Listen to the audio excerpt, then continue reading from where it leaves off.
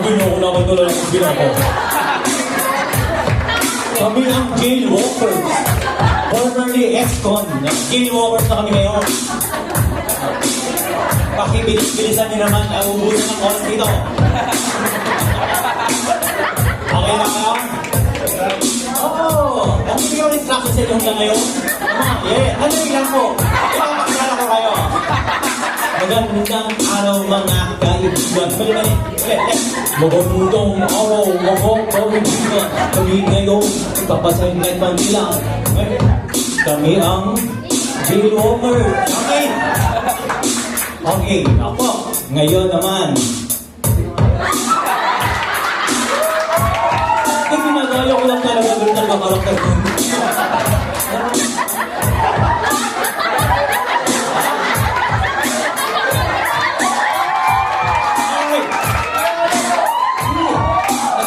Bro, alam mo ang ginagawa ko, nakagulo.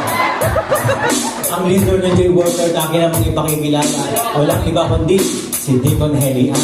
Bro.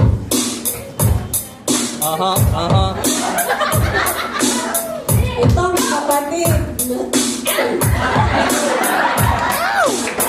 Kapatid. Tunay na dalitos. Sa akin may aprobado. Walang iba kundi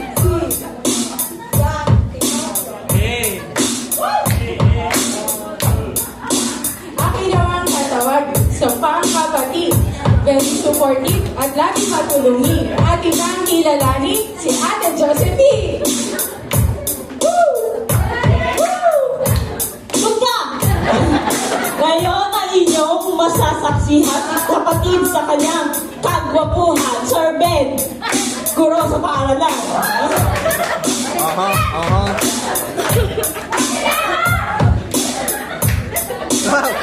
Mapa-brain, mapa-looks, at kahit saan daanin. At yun ang aking nakalimutan, pero sige, tuloy natin ang laban. Siske, Regine!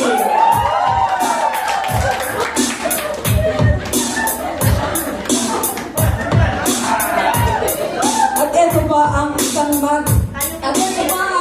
matinig sa gawagin ay nakasingit. Kay Nanay Rose, may ako bang gift? Yeah! Ang abatang ito, naging abala, hindi naman nagpaparamdam. Ang natawagin si Pam, paparam.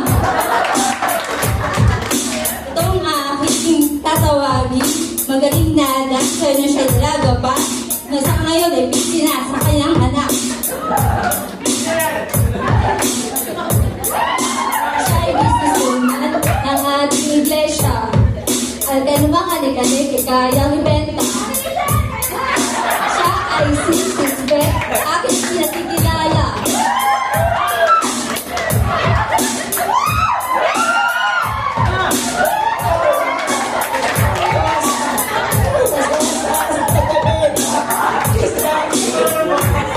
Napakagaling mo!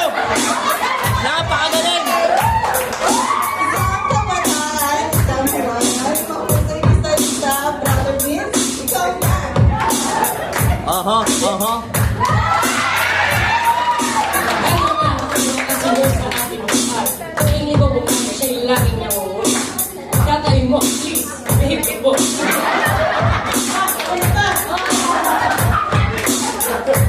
Malakpakan para kay Joey!